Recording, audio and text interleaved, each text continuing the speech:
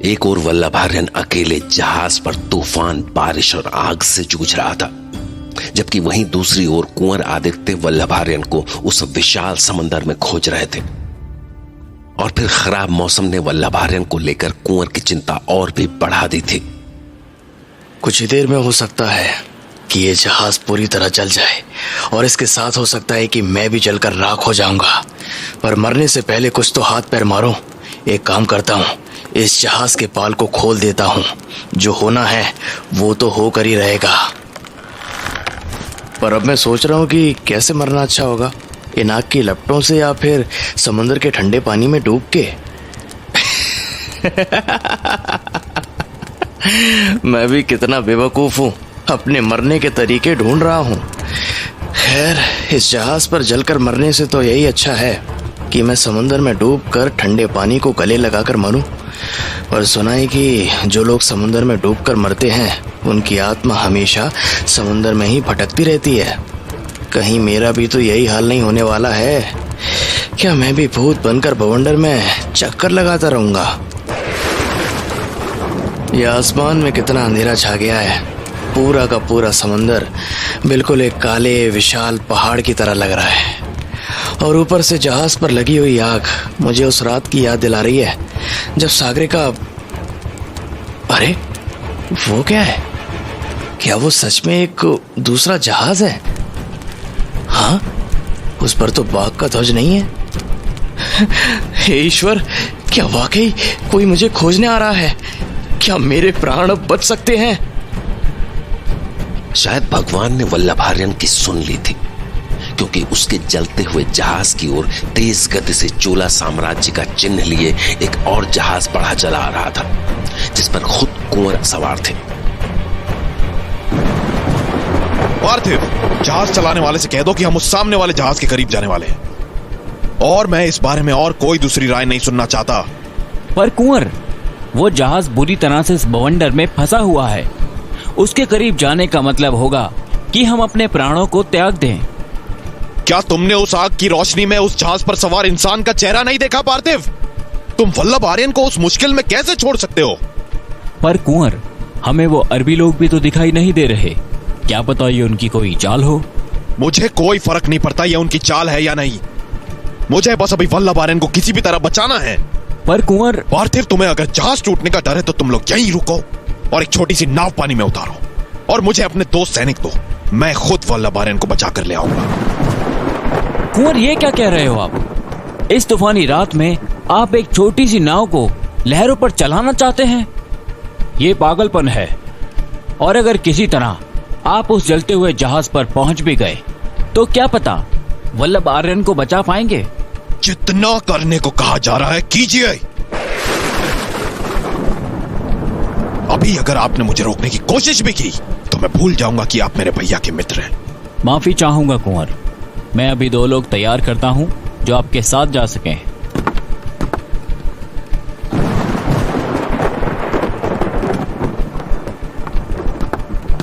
कुंवर, मैंने 2 सैनिकों को नाव उतारने के लिए कह दिया है। पर कुंवर, मैं भी आपके साथ चलूंगा। मैं आपको ऐसे खतरे में ढकेल नहीं सकता। मेरा काम उन 2 सैनिकों से ही हो जाएगा, आप यहीं रहे। लगता है नाव पानी में आ चुकी है। मैं अब चलता हूं।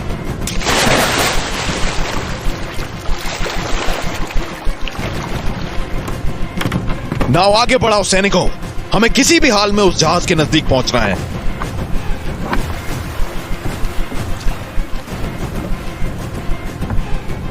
हम जहाज के करीब पहुंच चुके हैं। क्या पता वल्लभार्यन मेरी आवाज सुन पाए। वल्लभार्यन! वल्लभार्यन! जल्दी समुद्र में कूदो! आग धीरे धीरे पूरा जहाज नष्ट कर रही है। हमारे पास ज्यादा समय नहीं है। लगता है इस तक मेरी आवाज पहुंच नहीं रही है। ये तो जैसा था वैसा ही खड़ा है। मुझे ही और कोई उपाय करना होगा। हाँ, ये नाव में लगी रस्सी को खोलकर अपनी कमर से बांध लेता हूं और फिर समुद्र में कूद जाता हूं। सैनिकों, मैं पानी में कूदने जा रहा हूं। आप लोगों को मेरी मदद करनी होगी। जैसे ही वल्लभार्यन को मैं पकड़ लूं, आप लोग अपनी पूरी ताकत लगाकर मुझे खींच लेना। रस्सी तो बांध ली है, अब बस कूदने की बारी है।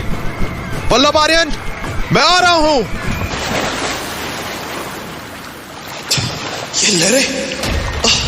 ये लहरें तो बहुत तेज है। मैं कुछ भी करके जहाज तक नहीं पहुंच पाऊंगा। मुझे वल्लभ आर्यन को बुलाने की एक बार फिर कोशिश करनी होगी। वल्लभ आर्यन! वल्लभ आर्यन! समंदर में कूदो! अभी के अभी!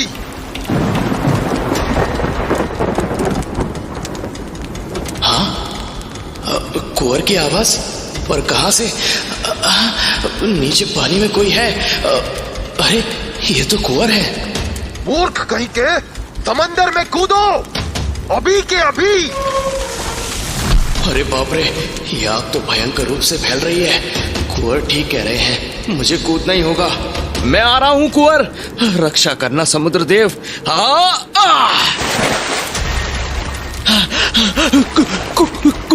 कुंवर,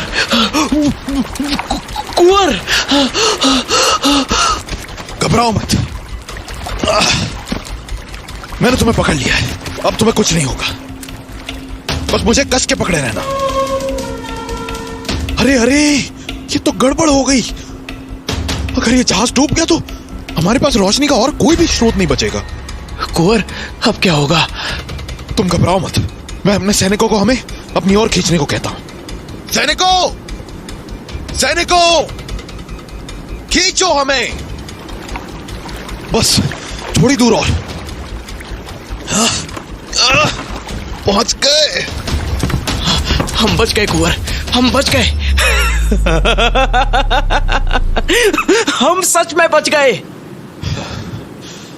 माफ करना वल्लभ आर्यन, पर मुझे लगता है हमारी मुश्किलें अभी बस शुरू ही हुई है। क्या मतलब? मतलब ये कि वो सामने देखो, जहाज आधे से ज्यादा डूब चुका है और उस पर लगी आग जो हमें अब तक रोशनी दे रही थी वो भी बुझ चुकी है।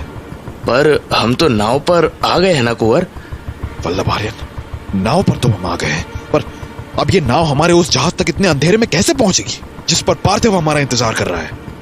कोई बात नहीं कुंवर, हम कुछ भी करके उन्हें ढूंढ ही लेंगे। वैसे सैनिकों, नाव बढ़ाओ अभी। ये जहाज अब हमारी ओर गिर रहा है। लहरों ने इसकी दिशा बदल दी है। अगर ये जहाज अब हमारी नाव पर गिरा तो बहुत मुसीबत हो जाएगी।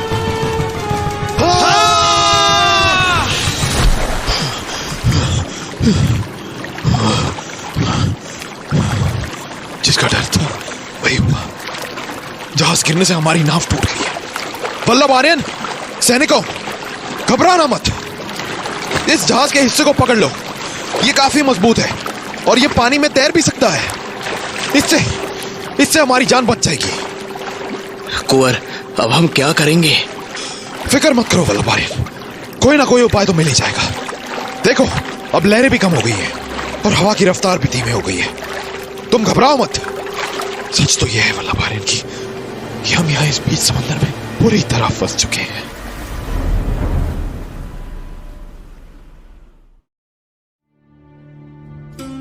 जहां एक ओर कुंवर अधिराज और वल्लभ आर्यन का सागर से संघर्ष चल रहा था, वहीं दूसरी ओर कुछ वक्त पहले सेनापति इस बात से खुश हो रहे थे कि कुंवर अधिराज की छोटी सी नौका पार्थिव के जहाज तक पहुंच गई थी। अरे वाह, वो देखो विष्णु भक्त, अब तो कुंवर एकदम सुरक्षित होंगे। वो पार्थिव के जहाज तक पहुंच चुके हैं। अब मेरी चिंता दूर हो चुकी है। और तो और अब कुंवर बहुत आराम से पार्थिव के जहाज से कांची पहुंच सकते हैं। आखिर होता वही है जो नियति को मंजूर होता है। खैर, ये बताओ विष्णु भक्त कि तुम्हारी आगे की क्या योजना है? अगर कुछ सोचा नहीं है तो तुम मेरे साथ चल सकते हो। योजना तो कुछ खास नहीं है, किंतु मैं अभी आपके साथ नहीं चल सकता। मुझे यहाँ थोड़ा काम है। नमो नारायण। काम? कैसा काम?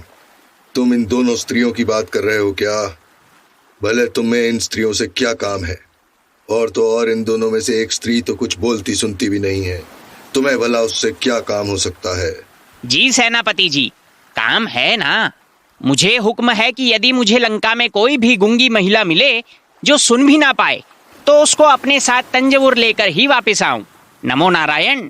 अच्छा, तो क्या तुम इस स्त्री को ले जाने की सोच रहे हो? भूल कर भी कोशिश मत करना। मानता हूँ ये हमारे कुंवर के लिए बहुत ही अच्छी हैं, पर ये मछुआरे हैं, इन्हें तंजौर ले जाना बिल्कुल भी ठीक नहीं होगा। भला मछुआरों की भी कोई जगह है तंजौर जैसे शहर में? वैसे एक काम करो, वो जो दूसरी लड़की उस गूंगी महिला के पास खड़ी है, जरा उसे मेरे पास भेजना, मुझे उसे कुछ समझाना है।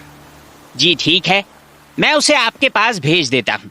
वैसे अब मेरे भी जाने का वक्त आ गया है, चलता हूँ, फिर मिलेंगे। नमो नारायण।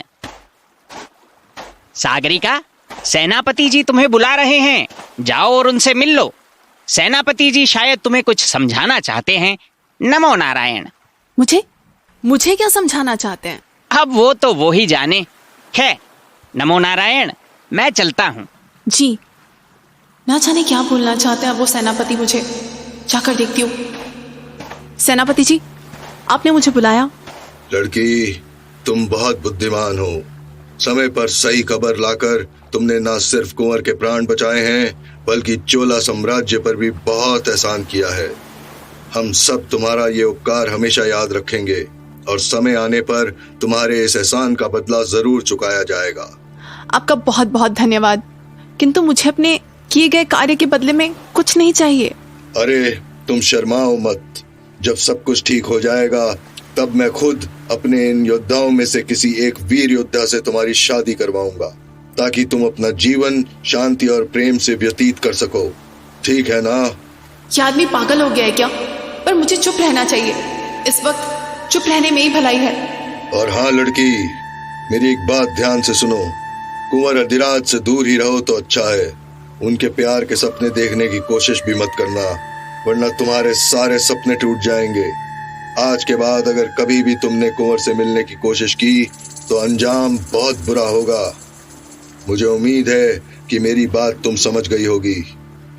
अब तुम जा सकती हो। जी, ये कैसा एहसास हो रहा है मन में? ऐसे लग रहा है सब कुछ घूम रहा है, सीने पे मानो कोई बोझ पड़ गया हो। मन अजीब सा हो रहा है, बस यहाँ से भाग जाने का मन हो रहा है। सेनापति से दूर, विष्णु भक्त से दूर, सबसे दूर। मैं हमेशा सही सोचा करती थी, इंसानों से बुरा कोई नहीं होता है, पर शायद ये मेरी ही गलती है कि मैंने कुछ पलों के लिए किसी इंसान को अपना बनाने के बारे में सोच लिया। ये सब मेरी गलती है। मैं ऐसी थोड़ी हूँ, मैं सागरिका हूँ ना।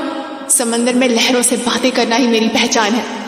न जाने मैं किसी और के पास अपनी पहचान ढूंढने क्यों चली गई थी। मेरे लिए इस दुनिया में बस समंदर की लहरें हैं, ये हवाएं हैं और मेरी नाव है, बस उसके अलावा कुछ नहीं। खैर, मैं ऐसे नहीं रह सकती। तुरंत जाकर अपनी नाव खोजती हूँ और समंदर की सैर करने निकल जाती हूँ, और उसके बाद वो लहरें मुझे फिर से पहले की तरह खुश कर देंगी। ये सारी बातें भुला दूंगी मैं। और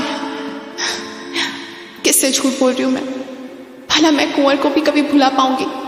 हाँ, इंसान अजीब होते हैं, बिना कुछ किए भी दुख दे जाते हैं। बातें मुझे उस सेनापति ने कही हैं, पर दुख मुझे कुंवर अधिराज की वजह से हो रहा है। इस बात के लिए नहीं कि वो कुंवर है, बल्कि इस बात के लिए कि मैं एक मछुआरन हूँ। सच में वो सूरज ही है और मैं समंदर। हमारा मिलना बस तभी हो सकता है जब सूरज खुद अपनी तपिश से मुझे जलाकर अपने पास बुला ले। हाँ, मैं भी न जाने क्या क्या सोच रही हूँ। शायद ये दिल के बिखर जाने का एहसास मुझे पहले कभी हुआ ही नहीं ना। शायद इसलिए मैं बस कुछ भी सोचे जा रही हूँ। काश ये सब कभी हुआ ही ना होता, काश। खैर, अब बस मेरी नाव मुझे मिल जाए और मैं इन लहरों में डूब जाऊंगी। मेरी प्यारी नाव से अच्छा कोई भी नहीं है मेरे लिए। वो रही मेरी नाव, बस। अब मुझे किसी से कोई लेना देना नहीं। वो दुष्ट सेनापति जहां चाहे कुंवर की शादी कर दे, मुझे क्या? मुझे अब किसी भी चीज से कोई मतलब नहीं है, और होगा भी क्यों? मैं अपने समंदर के करीब जो आ गई हूं, और मुझे पता है समुद्र देव मुझे कभी निराश नहीं होने देंगे।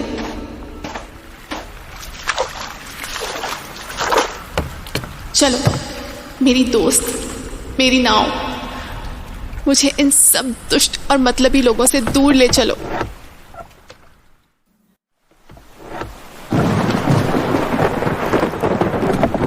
मौसम अच्छा था, पर लग रहा है आगे मौसम बदल जाएगा। मुझे नाव को किनारे की तरफ ले लेना चाहिए। अब ठीक है, नाव को उल्टा करके बांध देती हूँ।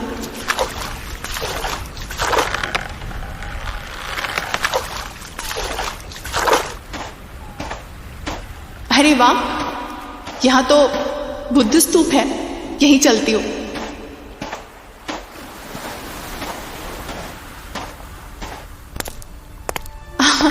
कितना सुंदर नजारा है, चारों तरफ पेड़ ही पेड़ है, पूरा आसमान काला हो गया है। कितनी जोरदार हवा भी चल रही है, लगता है और भी जोरदार बारिश होगी। अब तक तो कुंवर अधिराज भी अपनी मंजिल तक पहुंच गए होंगे, मैं भी फिर उनके बारे में सोच रही हूँ। अरे मुझे उन बातों को छोड़कर इस मौसम का मजा लेना चाहिए।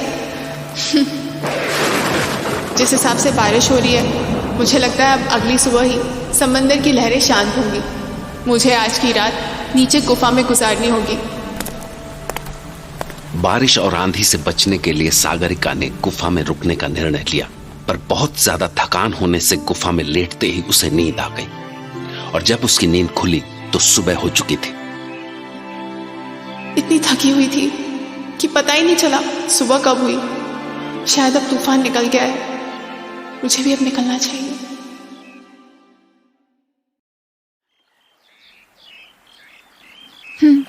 मेरा अंदाजा सही था, समंदर अब शांत हो चुका है। शायद वो भी मेरी तरह परेशान होगा, इसलिए अंदर ही अंदर चिढ़ गया होगा। न जाने मेरे अंदर का दुख कब जाएगा। खैर मैं पानी पिला दो, कोई है क्या? तुम कहना क्या चाहते हो, ठीक से बताओ। हमने 2 जहाज देखे, जिसमें से एक जहाज में आग लगी हुई थी, किंतु उस जहाज पर कोई नहीं था, और उसके करीब एक जहाज और था जिस पर काफी लोग सवार थे। कुछ समय के बाद जिस जहाज में आग लगी थी वो डूब गया, और जो दूसरा जहाज था वो भी कहीं समुद्र में गायब हो गया। इतना अंधेरा था कि जैसे ही आग लगने वाला जहाज डूबा, सब दिखना बंद हो गया। अच्छा, उसके बाद क्या हुआ? बोल तो रहा हूं, इतने काले बादल थे कि कुछ भी दिखाई नहीं दिया। कुंवर अधिराज भी तो जहाज पर थे, पर चाहे जो भी हो, ईश्वर ये कुंवर का जहाज ना हो, बस वो ठीक हो जाए। लेकिन अगर वो जहाज कुंवर का हुआ तो नहीं, ऐसा नहीं हो सकता। कुंवर को कुछ नहीं हो सकता। मैं ऐसे हाथ पे हाथ धरे नहीं बैठ सकती, मुझे कुछ करना होगा। कहीं कुंवर भी इस मछुआरे की तरह पानी पर तैर रहे हो तो, कहीं वो भी किसी से मदद मांग रहे हो तो मुझे तुरंत अपनी नाव निकाल कर चलना चाहिए। देखो, तुम अब ठीक हो ना? जी, अब मैं ठीक हूँ। ठीक है, फिर मैं निकलती हूँ, मुझे कुछ और लोगों को बचाना है।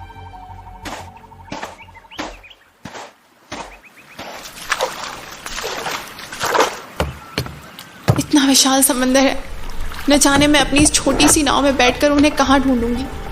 पर कोई बात नहीं, चाहे मुझे दुनिया के हर समंदर में ही क्यों ना ढूंढना पड़े, मैं कुंवर को ढूंढ कर रहूंगी। जहां एक ओर सागरिका कुंवर अधिराज को खोजने के लिए निकल पड़ी थी, वहीं संयोग था कि कुंवर भी सहारे की तलाश में समुद्र में तैर रहे थे। वल्लभार्यन और कुंवर बच तो गए थे, किंतु वो जहाज की एक टूटी लकड़ी के सहारे समंदर में थके हुए तैर रहे थे। कुंवर, अभी और कहाँ तक तैरना है? मुझे लगता है के लिए यही करना पड़ेगा। माफ करना दोस्त, तुमको जिंदा रखने के लिए ये ज्यादा जरूरी है। कुंवर, ये किन पापों की सजा दे रहे हैं आप मुझे? यहाँ मैं मरने वाला हूँ और आप मुझे मुक्के मार रहे हैं, वो भी इतनी जोर से। माफ करना वल्लभार्यन, पर यह करना जरूरी था। और सामने देखो ना, दूर नारियल के पेड़ दिख रहे हैं, मतलब हम जल्दी किनारे पर होंगे। बस अब मेरे साथ चलते चलो। अरे, ये नाव की आवाज कहां से आ रही है? किस तरफ से? अरे, ये तो सागरिका है। वो देखो, वो नाव उसकी है। अब हम बच जाएंगे कुंवर। समुद्र कुमारी के रहते हम नहीं मर सकते हैं।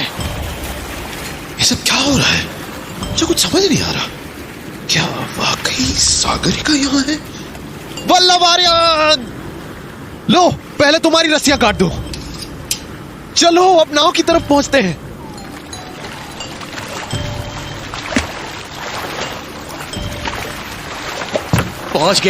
पहुंच गया। ये मेरा हाथ पकड़ो कुंवर, आप भी आ जाओ। हाँ, अब मैं आपको खींचता हूं। सागरिका, आज तुमने मेरे दिल में अपनी जगह दुगनी कर दी है। तुम स्वयं मेनका का रूप हो। तुमसे सुंदर और समझदार कोई नहीं है। अगर एक और शब्द भी कहा ना तो यही छोड़ दूंगी। तुम जानते हो ना मुझे ऐसी बातें पसंद नहीं है। अरे नहीं सागरिका, मैं तो मजाक कर रहा था। तुम बस हमें समंदर से दूर लेकर चलो। इसलिए तो मैं यहाँ आई हूँ। अब चले? बिल्कुल, मैं और कुंवर ठीक से बैठ चुके हैं। चलो फिर समंदर की सवारी करते हैं।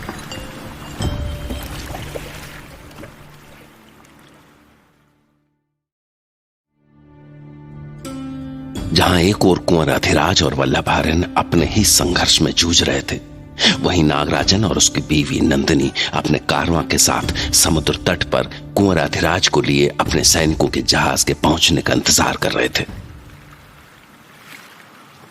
मुझे क्या पता था कि यहां ऐसा भयानक तूफान आ जाएगा, वरना मैं कभी भी कुंवर अधिराज को बंदी बनाकर लाने का आदेश नहीं देता।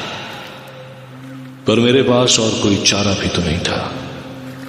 जब उन बौद्ध भिक्षुओं ने बताया कि वो कुंवर अधिराज को लंका की राजगद्दी देना चाहते हैं, तो मुझे ये सब एक षड्यंत्र जैसा लगा। वो तो अच्छा हुआ कि मैंने महाराज सुंदर चोला को अपनी बातों में फंसाकर कुंवर अधिराज के खिलाफ उन्हें पकड़ने का शाही संदेश जारी करवा दिया। बेचारे महाराज ने तो बस इसलिए कुंवर को पकड़ लाने की बात मानी ताकि वो अपने बेटे से मिल पाए। पर कुंवर अधिराज को लंका से ऐसे बंदी बनाकर लाने की मेरी कुछ और ही वजह थी। पर अच्छा ही हुआ जो मैं कुंवर अधिराज को लेने यही समंदर किनारे आ गया। यदि कुंवर सीधे तंजौर आते तो उनको राजकुमारी आर्या मिल जाती और हम सबके विषय में न जाने क्या क्या बता देती वो। योजना तो मैंने बहुत अच्छी बनाई थी, किंतु इस तूफान ने मेरी मुश्किलों को बढ़ा दिया है। खैर, अब बस मुझे कुंवर सही सलामत मिल जाए तो मेरी चिंता खत्म हो। नागेंद्र नागराजन समुद्र की ओर देखते हुए यही सब बातें सोच रहे थे कि तभी उन्हें अपनी ओर आता हुआ एक बड़ा सा जहाज दिखा। उस जहाज को देखते ही उनके दिमाग में हलचल मच गई। उसे लगने लगा कि शायद कुंवर अधिराज उसी जहाज पर है। पर जैसे ही उस जहाज ने समुद्र का किनारा चूमा, नागराजन का उत्साह ठंडा हो गया, क्योंकि जहाज पर कुंवर अधिराज थे ही नहीं। जहाज से एक एक करके सब उतर रहे हैं, लेकिन कुंवर का कहीं भी नामो निशान नहीं है। सैनिक तो चोला साम्राज्य के ही लगते हैं। न जाने इसे लेकर कौन आएगा। सामने से जो चला आ रहा है, देखकर तो ऐसा ही लग रहा था कि ये जहाज उसी का था। उसी से बात करनी होगी। प्रणाम।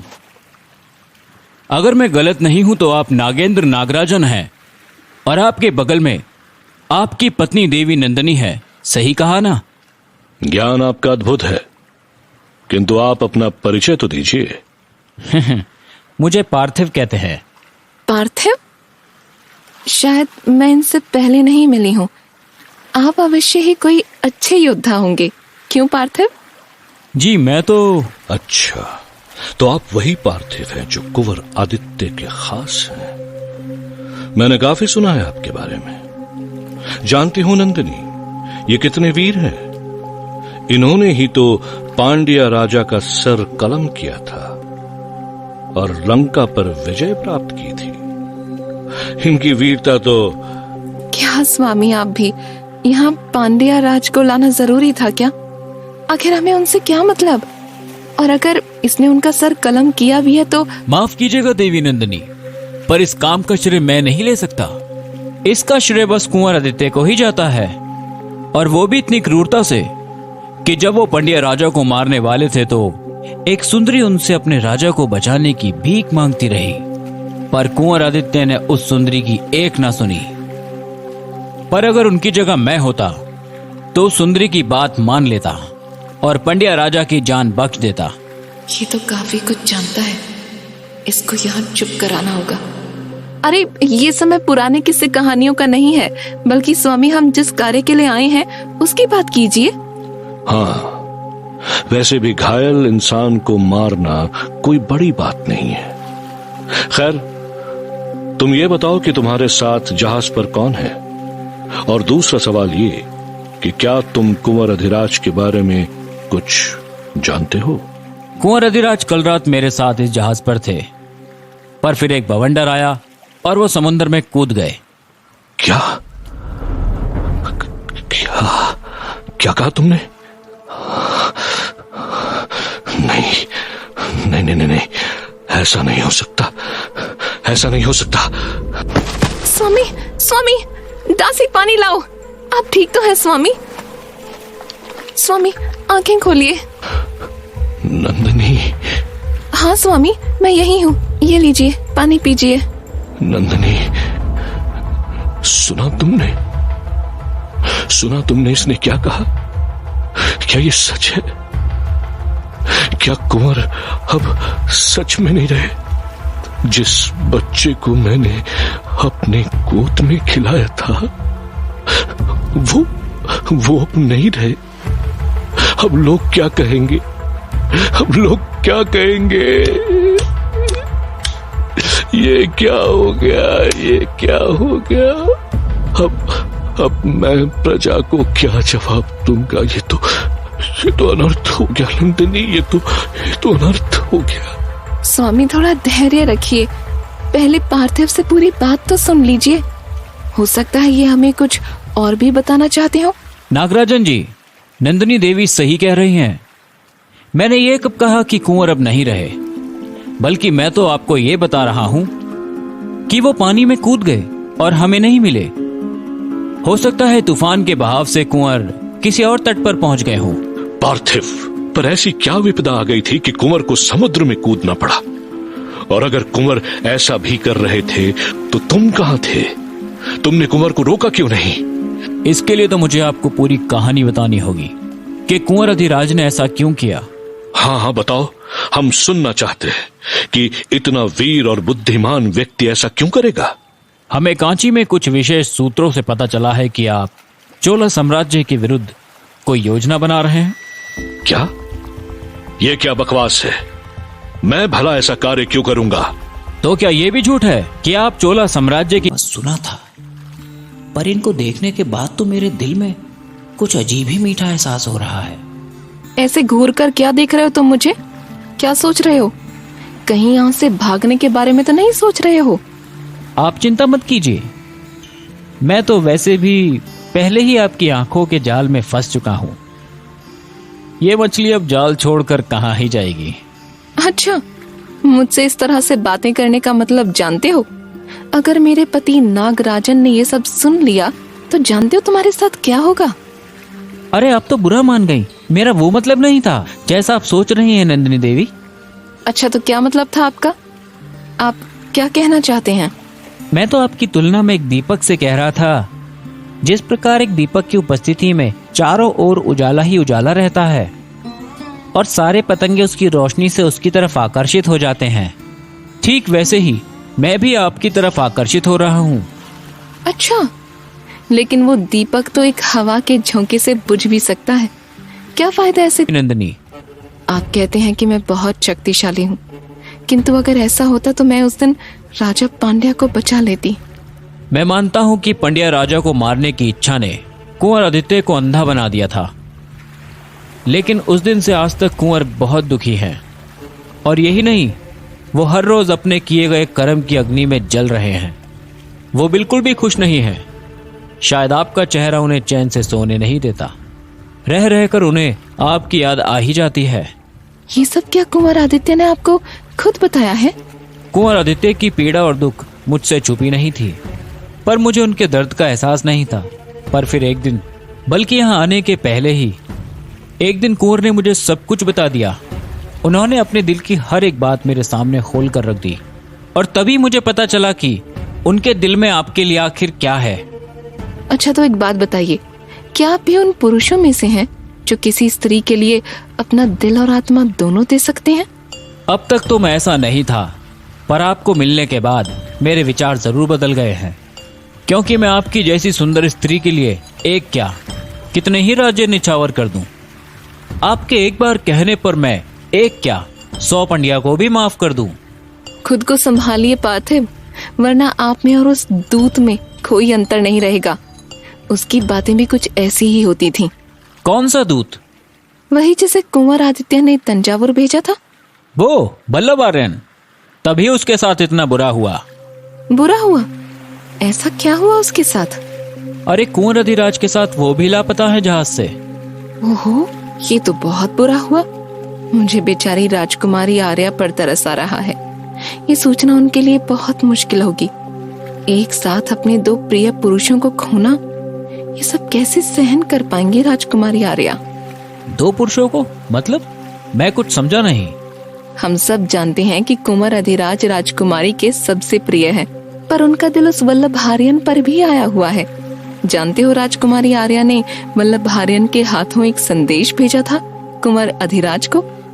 न जाने उसने उस चिट्ठी में क्या लिखा था। माफ कीजिए देवी नंदिनी, पर मुझे आपकी बात पर हंसी आ रही है। वो राजकुमारी जो पूरा देश चला रही है, वो उस वल्लभ आर्यन को पसंद करती है। उसका दिमाग खराब हो चुका है क्या? ऐसा क्या है उस वल्लभ आर्यन में? और इनका शरीर तो, हाँ सागरिका, कुंवर का शरीर तो बुखार से कांप रहा है। सागरिका, सागरिका, यहाँ मुझे समंदर घूमना है।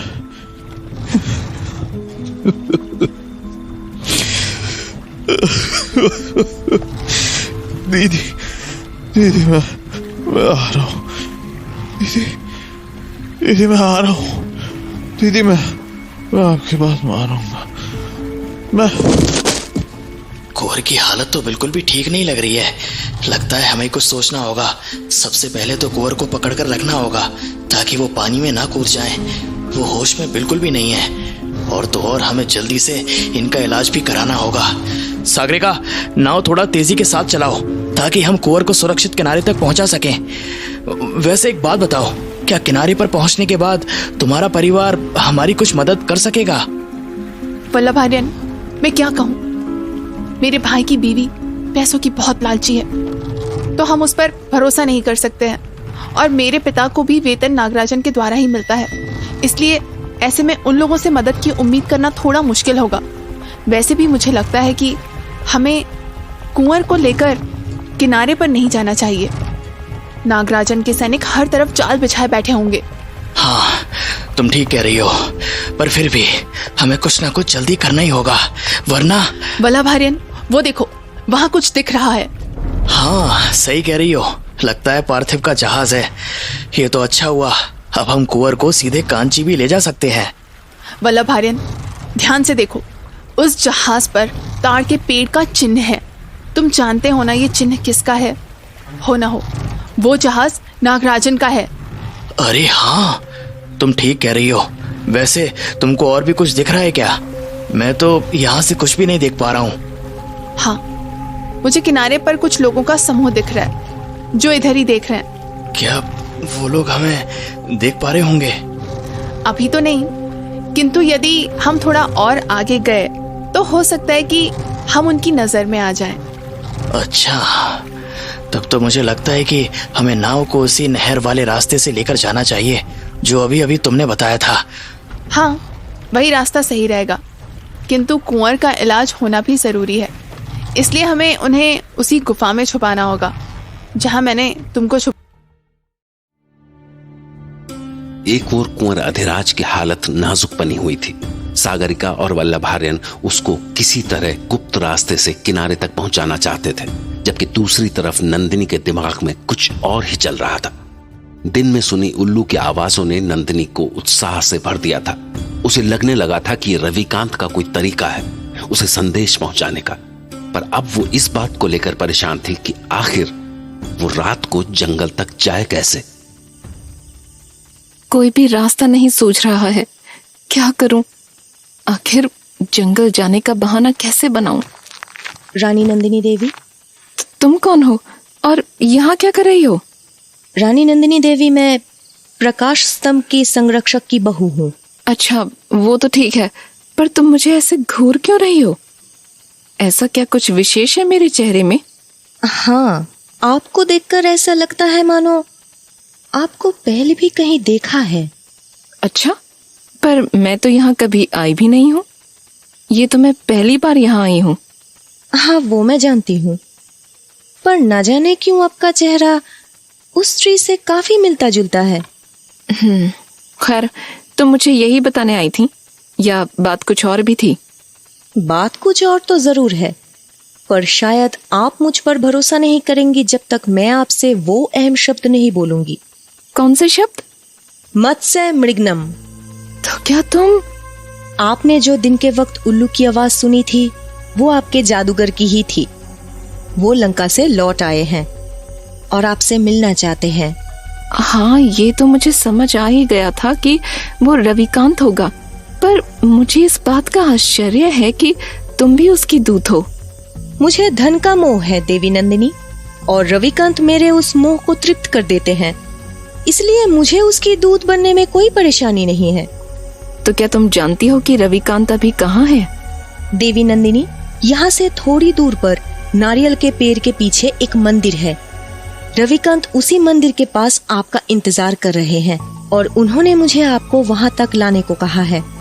अरे, जाना तो मैं खुद चाहती हूँ, पर मैं वहाँ अभी रात को जंगल में ऐसे कैसे चली जाऊंगी? स्वामी को क्या कहूंगी कि मैं कहाँ जा रही हूँ? 1000 सवाल उठ जाएंगे और मेरे पास एक का भी जवाब नहीं होगा। आप उसकी चिंता मत कीजिए, मैंने सब सोच लिया है। हम लोग उसी मंदिर के दर्शन करने के बहाने वहाँ चल सकते हैं। इससे किसी को शक भी नहीं होगा और आपका काम भी हो जाएगा। बहाना तो बहुत अच्छा है, लेकिन हमारे साथ किसी और को भी चलना चाहिए। अगर जंगल में जानवर हुए तो? अरे, अब इन जंगलों से डरिए मत। सागरिका ने सारे जानवरों को भगा दिया है यहाँ से। सागरिका? ये सागरिका कौन है? वो मेरे पति की बहन है। और ये सागरिका है कहाँ? पता नहीं, घर वाले कुछ दिनों से उसे काफी ढूंढ रहे हैं, पर वो कहीं भी नहीं मिल रही है। उसके घर वाले उसी के लौट आने के इंतजार में हैं। पर उसके परिवार वालों को देखकर तो लगता नहीं है कि वो परेशान भी हैं। सागरिका वैसी ही है, जब मन चाहे समंदर में निकल जाया करती है। शायद इसलिए उसके घर वाले इतना ध्यान नहीं देते, पर मुझे अच्छे से पता है कि वो सागरिका कहाँ है। कहाँ है? लंका में। उस रोज जब मेरे पति रविकांत और उसके साथियों को लेकर लंका गए थे, उसके बाद यहाँ 2 लोग और आए थे, जिसमें से एक आदमी को सागरिका लंका ले गई थी, वो भी देर रात में अपनी नाव पर बिठाकर। मुझे इस बात की खबर जरा देर से हुई। जिस लड़के को सागरिका लंका ले गई थी उसे खोजने कुछ तंजवुर के सैनिक भी आए थे यहाँ, पर उसके बाद क्या हुआ पता नहीं। जैसा तुम बता रही हो उस हिसाब से तो ये सागरिका बहुत पहुंची हुई नाविक लगती है। वो तो समुद्र के सब रास्ते जानती होगी। अरे, वो तो सारा दिन समुद्र की लहरों के साथ बिताती है। उसको समुद्र के बारे में पूरी जानकारी है। लहरों के साथ दोस्ती है उसकी। समुद्र के विषय में उसका ज्ञान असीमित है। तो वो जिसे लेकर गई थी, क्या उसे लंका छोड़कर वापस नहीं लौटी? नहीं, अभी तक नहीं, किंतु मैंने प्रकाश स्तंभ से कुछ देखा था। क्या देखा था? मैंने प्रकाश स्तंभ के ऊपर से देखा कि एक छोटी नाव हमारी ओर बढ़ी चली आ रही थी, पर इससे पहले कुछ साफ साफ दिखाई दे पाता, उस नाव ने अपना रास्ता बदल दिया। देखने पर ऐसा लग रहा था मानो उस नाव पर 2-3 लोग सवार थे। मुझे पक्का यकीन है वो सागरिका ही होगी। कहीं कुंवर अधिराज को वो सागरिका ही तो। खैर, ये बातें छोड़ो, मुझे मंदिर ले चलो। मुझे भी कुछ जरूरी बात करनी है रविकांत से। जी जरूर। आइए मेरे साथ। तो उसके बाद नंदिनी और सनिका उस मंदिर के पास पहुंच गए। तो यही वो मंदिर है। हमें चलकर दर्शन कर लेने चाहिए। पुजारी से मिल लेंगे तो हमारे पास प्रमाण रहेगा कि हम यहाँ। अब ये बताओ कि ये नागराजन का दल किस तरफ गया है? आगे चल के तुम्हें एक नदी मिलेगी, तुम उसी के किनारे चलते जाना, तब नागराजन का काफिला तुम्हें नहीं मिलेगा। लो, हो गया नाल तैयार। चलो, अब तुम्हारे घोड़े को भी नाल लगा दूं? जी शुक्रिया। वैसे ये रहे आपके पैसे। नहीं नहीं, ये सब मैं नहीं लूंगा। ये काम मैंने अपनी इच्छा से किया है। अच्छा, वैसे एक बात पूछूं? पूछो। जब मैं आपके पास आया था तो आप किसी पुरानी तलवार पर काम कर रहे थे जिस पर मछली का चिन्ह था। क्या आप मुझे बता सकते हैं कि वो तलवार किसकी थी, या फिर वो तलवार आपको किसने दी थी? मुझे सच बोलने पे मजबूर मत करो, क्योंकि झूठ मैं कह नहीं पाऊंगा। समझ गया। वैसे तुम्हारा नाम क्या है? वल्लभार्यन। और तुम सहस्त्रपुरम क्यों जा रहे हो वल्लभार्यन? मुझे सच बोलने पर मजबूर मत करो, क्योंकि झूठ मैं कह नहीं पाऊंगा।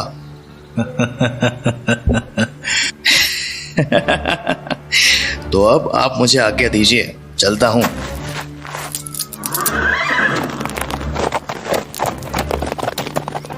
अपना ध्यान रखना। आशा करता हूं कि तुम्हारा काम पूरा हो।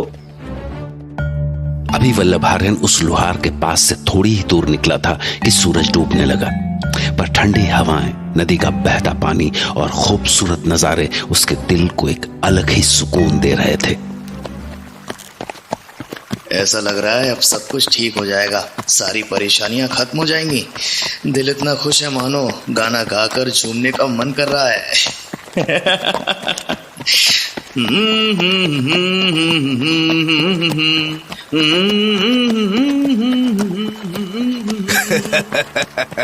वाह वाह वल्लभार्यन, तुम्हें ऐसे गुनगुनाता देखकर बहुत खुशी हुई।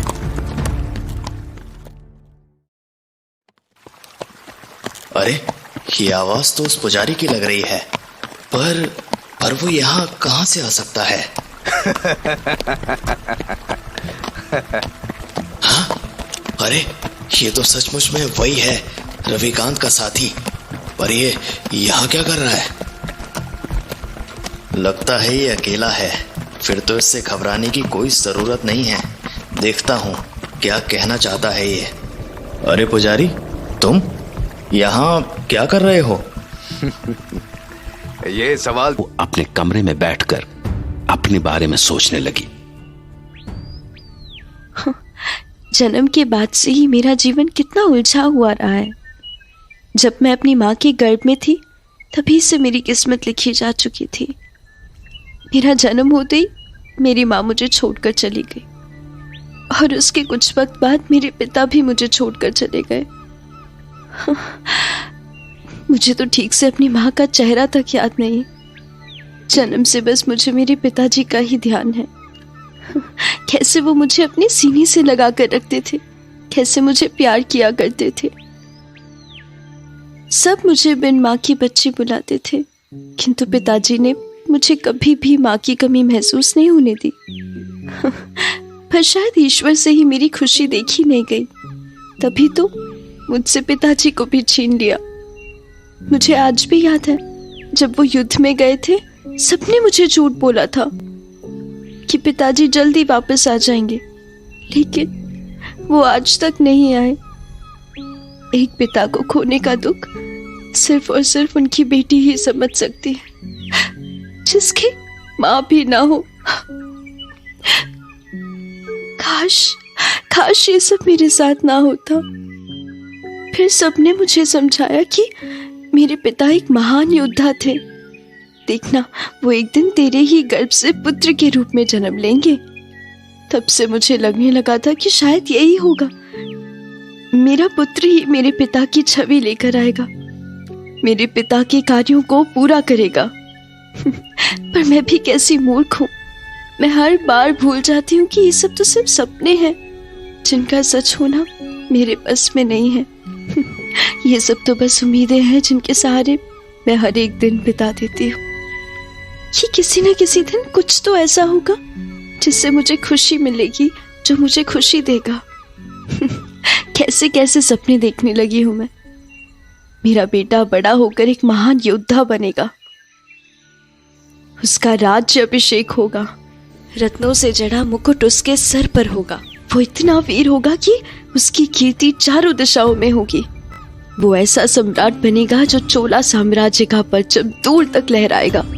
और जब भी वो मुझे मिलेगा तो हमेशा अपनी यश और कीर्ति का श्रेय मुझे देगा। मेरी इस कीर्ति और यश का कारण सिर्फ आप और आप है माँ। मुझे गर्व है कि मैंने आपके गर्भ से जन्म लिया, आपके गर्भ से। जब मैं पहली बार सहस्त्रपुरम आई थी, राजकुमारी आर्या की पोशाक, उनके ओढ़ने का तरीका उनकी तेज बुद्धि से कितना प्रभावित हुई थी। पर वो है भी अच्छी, तभी तो मेरे सबसे करीब है। और रही बात उनसे प्रभावित होने की, तो वो तो मैं आज भी उनसे बहुत प्रभावित होती हूँ। पिताजी की मृत्यु चोला साम्राज्य के लिए लड़ते हुए हुई थी, इसीलिए उनके जाने के बाद मुझे यहाँ सहस्त्रपुरम लाया गया। यहाँ और भी राजकुमारियां थी, किंतु मेरा दिल सबसे ज्यादा राजकुमारी आर्या से ही मिला। उसके कुछ दिनों बाद मेरी मुलाकात कुंवर आधिराज से हुई। उनका व्यक्तित्व देखकर मेरा दिल सिर्फ उनको चाहने लगा। लेकिन बाद में पता चला कि उनके लिए तो बहुत से देशों के राजों ने दामाद बनाने के सपने सजाए हुए हैं, और मेरे सपने जैसे बिखर से गए। लेकिन शायद मेरी दिल की हालत दीदी समझ चुकी थी, और उनके व्यवहार में कभी कोई बदलाव नहीं आया। बल्कि वो तो मुझे कितने प्यार से अपने साथ रखती हैं, हमेशा मेरा साथ देती हैं। लेकिन आजकल तो वो भी काफी परेशानी में घिरी रहती हैं। एक तरफ तो सम्राट की बिगड़ती हुई तबीयत, और दूसरी तरफ वो नागराजन और वो नागिन। पता नहीं दीदी उस नंदिनी को नागिन क्यों बुलाती है, देखकर वो सुंदर ही लगती है। खैर, अब दीदी ने उन्हें बुरा कहा है तो वो बुरी ही होंगी। उस रात मैंने जब सम्राट चोला को चीखते हुए सुना, तब मुझे जो लड़की उनके कमरे में दिखाई दी थी, वो भी तो नंदिनी जैसी ही थी। मैंने दीदी से ये बात कही भी थी, और उन्होंने मुझसे ये कहा था कि वो इस बारे में सम्राट से बात करेंगे।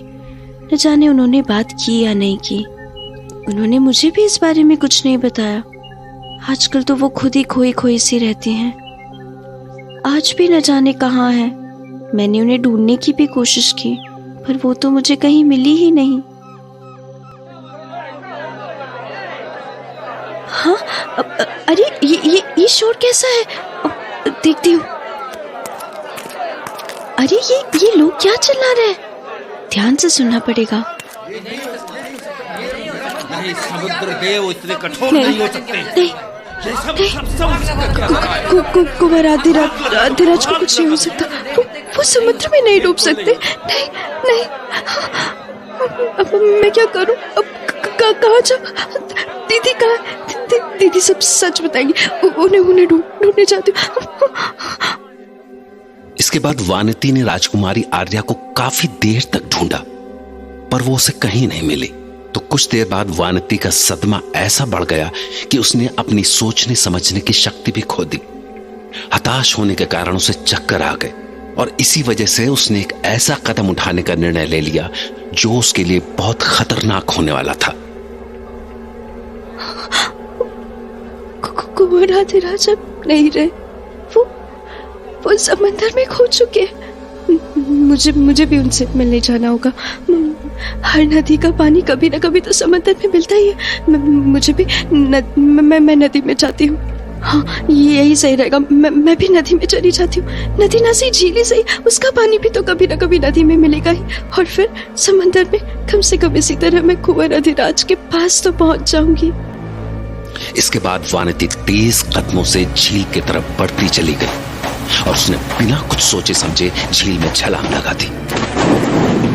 उसकी आंखें बंद थी।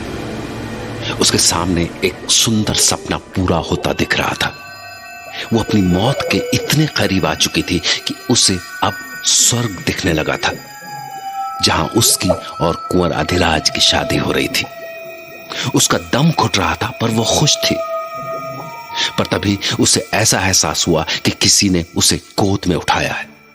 पर उसके बाद वो बेहोश हो चुकी थी और जब उसे होश आया तो उसके कानों में बस एक ही आवाज सुनाई दे रही थी, वानती, वानती। दरअसल जिस झील में वानती ने छलांग लगाई थी वो वही झील थी जिसमें एक नाव पर वल्लभार्यन और आर्या बैठे बातें कर रहे थे। वो वल्लभार्यन ही था जिसने वानती को पानी से बाहर निकाला था, पर वानती को अभी तक होश नहीं आया था और राजकुमारी आर्या उसे होश में लाने की पूरी कोशिश कर रही थी। वानती, उठो वानती, वानती। और तभी वानती ने आंखें खोलती।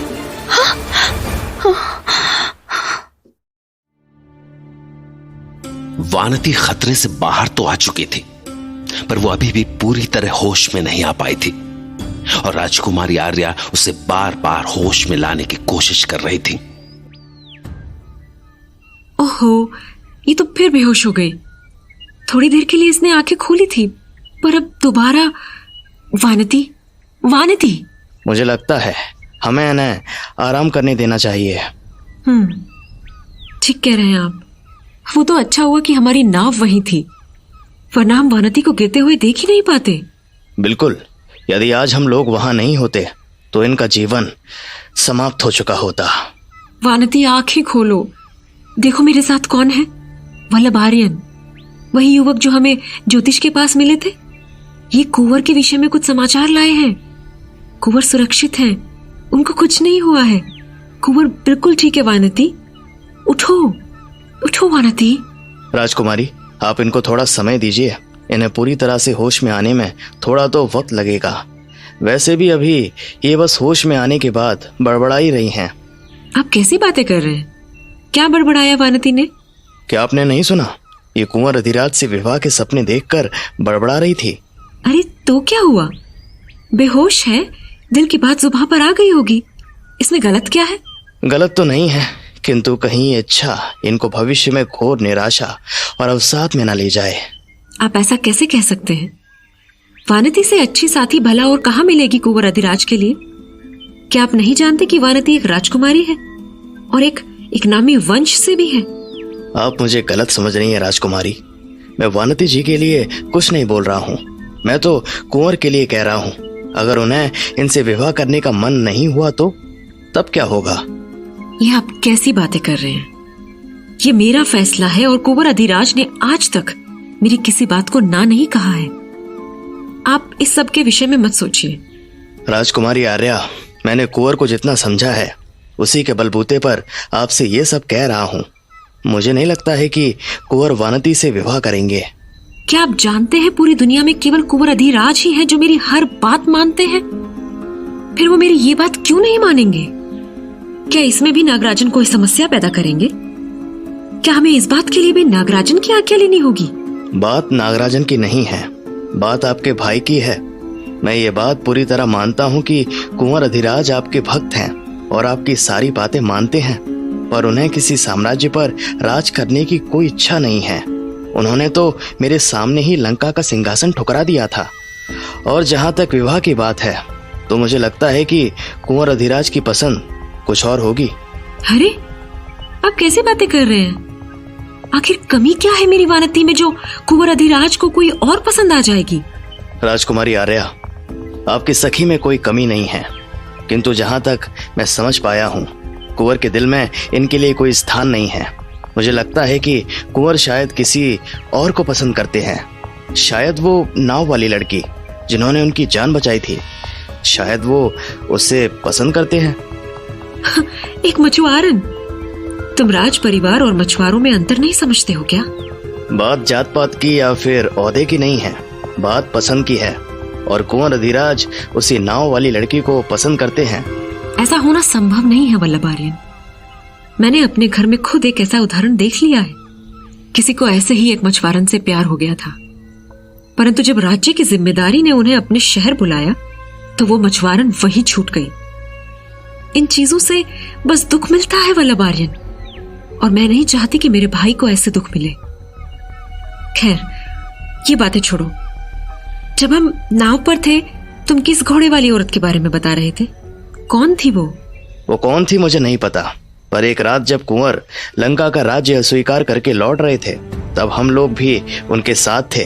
तभी अचानक एक महिला ने कुंवर को कोई इशारा किया और हम वहीं मौजूद एक इमारत के पास से हट गए, और हम लोगों के हटने के तुरंत बाद वो इमारत गिर गई। अच्छा, तो क्या वो भी कोई भविष्यवक्ता थी? वो तो नहीं पता, किंतु कुंवर उसे पहचानते थे। वो एक मूक महिला थी, बोल नहीं सकती थी, और उसकी उम्र लगभग आपकी माँ जितनी होगी। अच्छा, तो मुझे और कुछ बताओ उस महिला के विषय में। वो वहीं लंका की रहने वाली थी।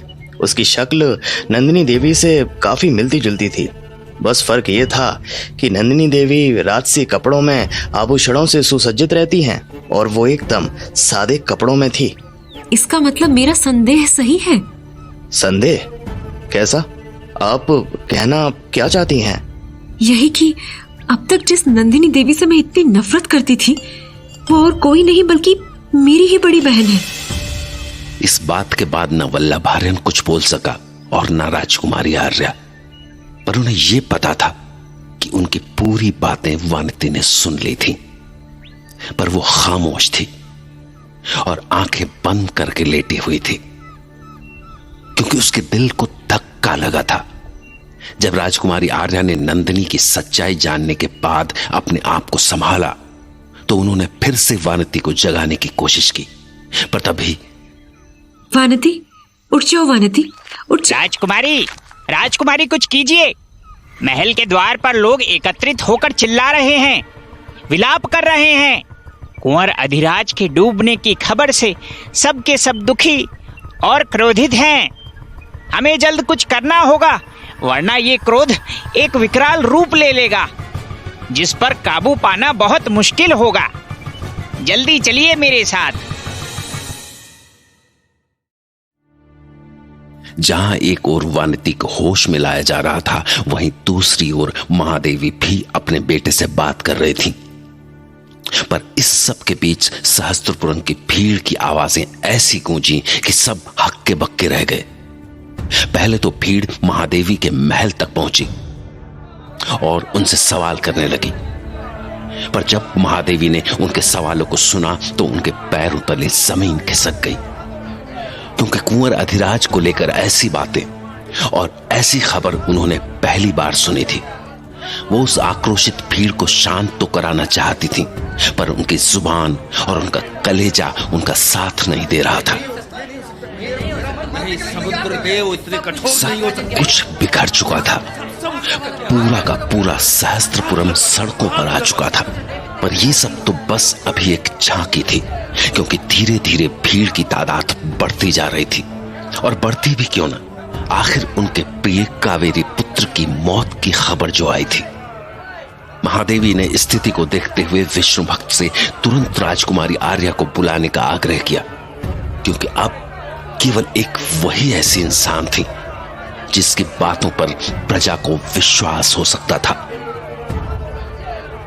विष्णु भक्त महादेवी की आज्ञा मानकर राजकुमारी आर्या को लेने चला गया, पर जब राजकुमारी आर्या वल्लभार्यन के साथ महल के बाहर का हाल देखने पहुंची तो उनके होश उड़ गए। ये क्या? ये तो अराजकता का माहौल हो चुका है। पूरा सहस्त्रपुरम सड़कों पर आ गया है। सबकी आंखों में आंसू है और गुस्सा है और कई सारे सवाल हैं। महादेवी खुद अधिराज की खबर सुनकर बिखर चुकी है। ठीक है, अब तुमने मन बना ही लिया है तो तुम जाने की तैयारी करो। मैं तुमसे कुछ समय के बाद मिलती हूँ। अभी मैं वल्लभार्यन को किसी तरह कैद से मुक्त कराने की व्यवस्था करने जा रही हूँ। ठीक है दीदी।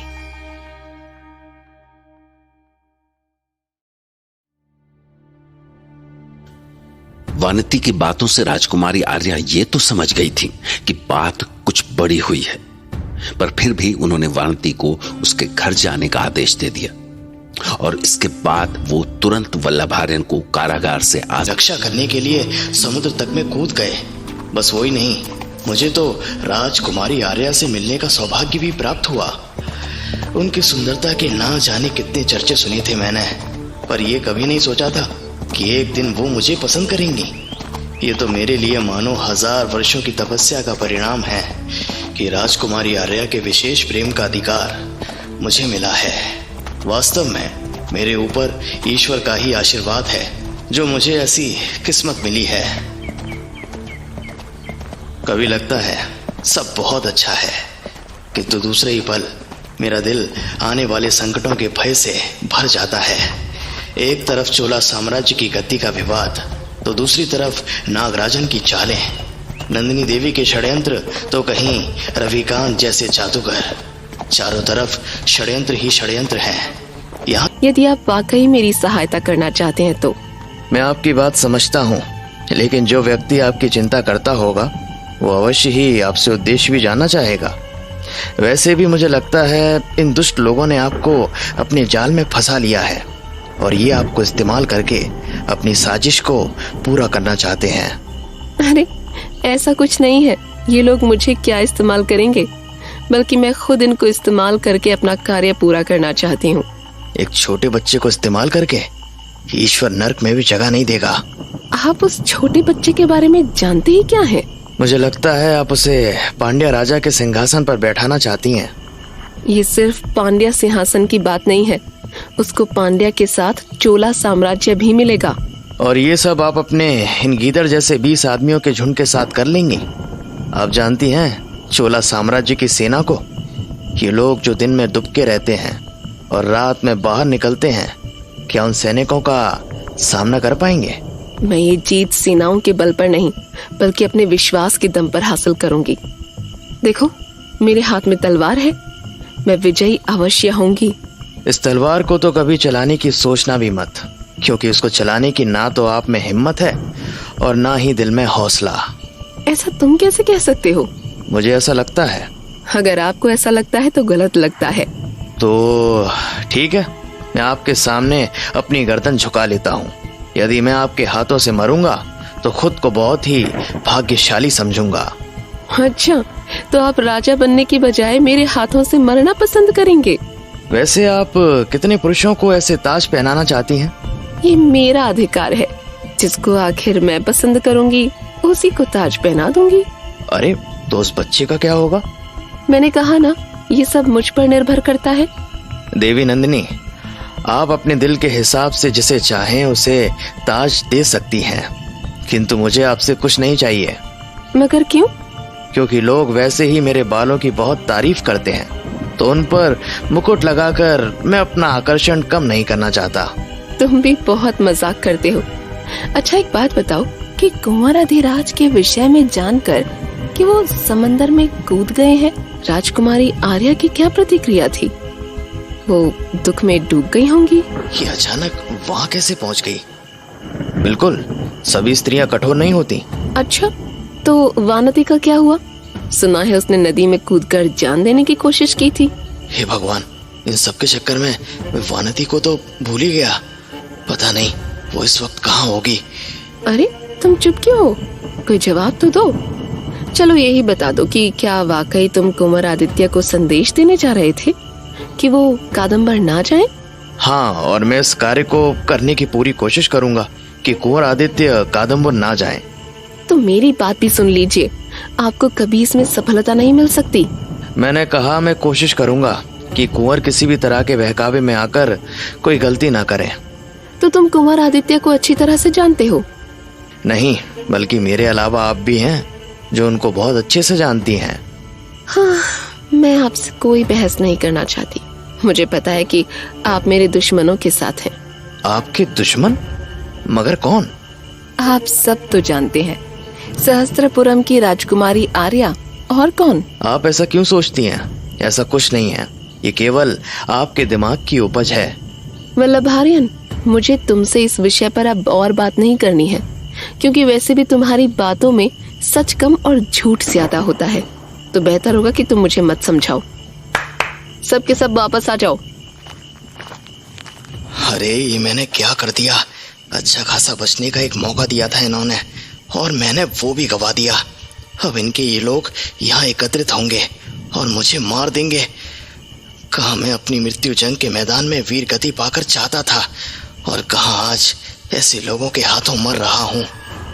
रानी नंदिनी, आप चिंता मत करो। इस आदमी की बलि हम ऐसी जगह देंगे कि ये हमें भविष्य में परेशान ना करे। कोई इसको हाथ भी नहीं लगाएगा। यदि तुम लोगों ने इसे मारने की कोशिश भी की तो इसी तलवार से तुम्हारा सर काटकर अलग कर दूंगी। अभी मैं जा रही हूँ और इस वल्लभारियन को भी आजाद कर दो। ये जहाँ भी जाना चाहे जाने दो, इसको कोई नुकसान नहीं पहुँचाएगा। वैसे भी भविष्य में मुझे इससे काफी काम लेने हैं। क्षमा चाहता हूँ देवी नंदिनी, लेकिन क्या इसको ऐसे छोड़ना ठीक होगा, इसके घोड़े के साथ? यदि आप चाहती हैं तो इसको जीवित तो छोड़ सकते हैं, किंतु तो ठीक है, इसको पुराने मंदिर के स्तंभ से बांधकर छोड़ दो, ताकि खुद को खोलने में ही इसका काफी समय खराब हो जाए। मुझे अपना वक्त और खराब नहीं करना है। मैं चलती हूँ। उसके बाद रविकांत और बाकियों ने वल्लभार्यन को एक स्तंभ से बांध दिया और सब के सब वहां से चले गए और वल्लभार्यन उस घने जंगल के अंधेरे में अकेला ही रह गया। फिर कुछ देर ऐसे ही बंधे रहने के बाद उसे किसी के कदमों की आहट अपनी ओर आते हुए सुनाई दी। ये आवाज कैसी है? कोई जंगली जानवर तो नहीं है? ऐसा लग रहा है कि कोई मुझे घूर रहा है। कौन हो सकता है? कहीं वो रविकांत तो नहीं है? पर वो तो चला गया था। मुझे इतनी जोर से बांधा है कि अभी तक खोल नहीं पाया हूं खुद को। ये मंदिर से इतनी रात को घंटियों की आवाज, इस वक्त कौन पूजा करता है? लगता है कोई आ रहा है। हाँ, अरे ये क्या? इसके पूरे शरीर पर तो राख लगी हुई है और गले में खोपड़ियों की माला है और ये मशाल लिए मेरी तरफ ही बढ़ा चला आ रहा है। अरे बाप रे, ये कहां फंस गया मैं?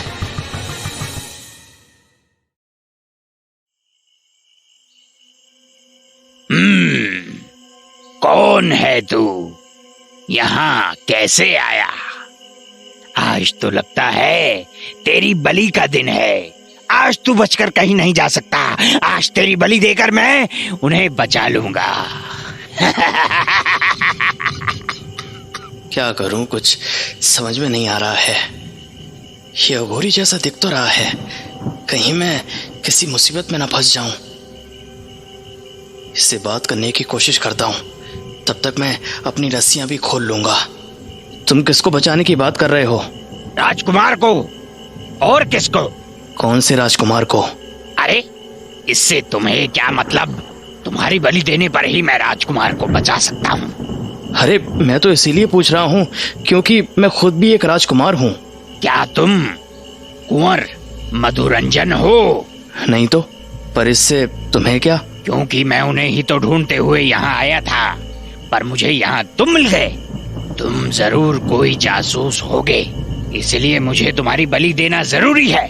देखो सुनो, तुम पहले मुझे खोल दो, फिर मैं तुमको सब बताता हूँ कि राजकुमार मधुरंजन यहाँ क्यों नहीं आए।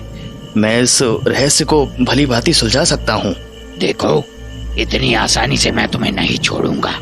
पहले तुम मुझसे वादा करो कि क्या क्या हुआ। मैं तो आपको सब बता दूंगा, लेकिन पहले आप मुझे ये बताओ कि आप शाम तक कहाँ थे और ये भेष बदलकर क्यों घूम रहे हैं? अरे तुमको तो पता ही है कि आज अमावस्या है, इसीलिए मैंने ये भेष धारण किया ताकि नदी के किनारे होने वाले महासंग्राम में मैं भी शामिल हो सकूं और होने वाली गतिविधियों पर नजर रख सकूं। और उसके बाद जैसे कि मैंने तुमको बोला था, मैं तुम तक पहुंच जाता। जानते हो, जहां मैं गया था वहां नागराजन भी आए थे और उनके गुरु वगैरह सब थे, किंतु एक व्यक्ति जिसकी मुझे सबसे अधिक उम्मीद थी वो वहां नहीं आया। कौन? राजकुमार मधुरंजन? हाँ, पर ऐसा क्यों कह रहे हो? मतलब तुमने उनका ही नाम क्यों लिया? अरे जो आदमी खुद एक घोड़े को नहीं संभाल सकता, वो इतने लोगों के विरोध का सामना कैसे कर सकता है? मुझे लगता है कि शायद राजकुमार मधुरंजन तुमको रास्ते में मिले थे। हाँ, जब मैं यहाँ पहुँचा तो तेज रफ्तार से बारिश हो रही थी, तभी कुछ रोशनी में मैंने उनको देखा, लेकिन कुछ समय बाद केवल घोड़ा था। नदी के किनारे से वो गायब थे और थोड़ी आवाज भी हुई थी। मुझे लगता है कहीं वो गिर न गए हों। आपको नहीं लगता कि हमें उनको खोजना चाहिए? अरे छोड़ो, हमारे पास बहुत सारे काम हैं। हमें अपनी आगे की यात्रा शुरू करनी है। और मान लीजिए वो कहीं घायल पड़े हों या मर गए हों, तब भी आप यही कहेंगे? अरे उसको कुछ नहीं हुआ होगा, अन्यथा हमारे मुख्यमंत्री जी को सब पता होता। मतलब वो ये सब कैसे जानते होंगे? अरे उनकी मर्जी के बिना तो यहाँ पत्ता भी नहीं हिलता। इसका मतलब वो उस रात कादम्बर उत्सव के बाद होने वाली साजिश के विषय में भी जानते थे? उसे छोड़ो, तुमको वो गांव का उत्सव याद है जहाँ हम दोनों एक पेड़ के नीचे खड़े थे और रानी नंदिनी की पालकी गुजर रही थी? हाँ, और तुमने मुझसे एक संदेश देने की कितनी विनती की थी। मैं राजकुमार मधुरंजन को संदेश देकर सचेत करना चाहता था कि वो उस रात कदम्बुर की सभा में शामिल ना हो, और ऐसा करने के लिए मुझे मुख्यमंत्री जी ने ही बोला था। मतलब आप जानते थे कि पालकी में राजकुमार मधुरंजन थे? नहीं, लेकिन मुझे ऐसा शक था जो बाद में यकीन में बदल गया। क्या बात है, और अब तक आपने मुझे इस बारे में कुछ भी नहीं बताया। क्या मुख्यमंत्री मधुरंजन उस महासंग्राम के विषय में जानते होंगे जहाँ से आप आ रहे हैं?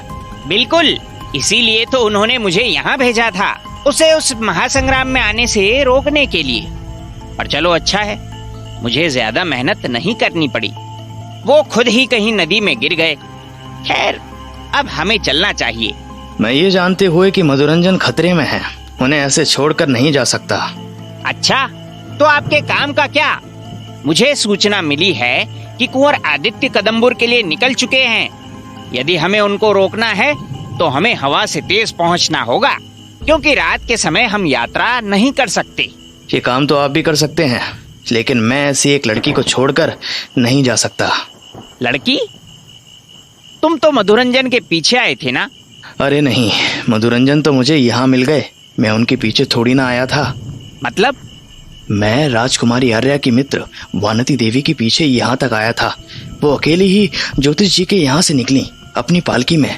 कुछ देर हमारे रास्ते एक थे, लेकिन कुछ समय बाद उनकी पालकी अचानक से गायब हो गई। जब मैं उनके पीछे गया तो उनकी दासी वहीं पेड़ से बंधी हुई थी। मैं उन्हीं को ढूंढने इस जंगल में आया था, और तभी मुझे मधुरंजन मिल गए। अरे तो तुमको उस वानती की इतनी चिंता करने की क्या जरूरत है? आप भी कैसी बातें करते हैं। उनके पिता चोला साम्राज्य के लिए शहीद हुए थे, और वो राजकुमारी आर्या की सबसे करीबी सखी हैं। ऐसे में क्या उनकी चिंता नहीं करनी चाहिए? और तो और राजकुमारी आर्या ने कुंवर अधिराज की शादी करने के लिए वानती देवी को ही तो चुना था।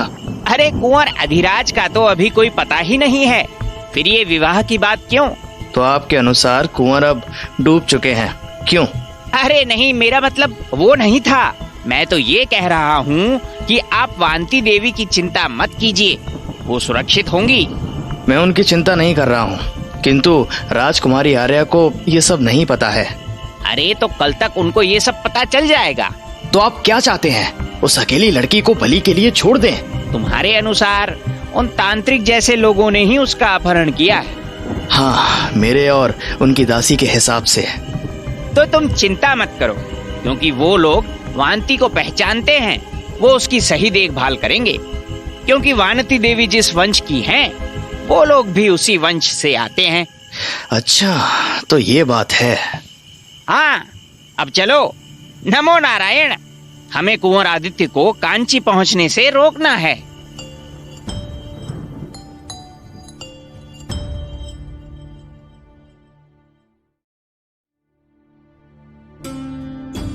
वल्लभारन के दिमाग से वानती देवी का ख्याल गया नहीं था, पर न चाहते हुए भी उसे विष्णु भक्त की बात माननी पड़ी, क्योंकि उस वक्त उनका कांची जाना ज्यादा जरूरी था।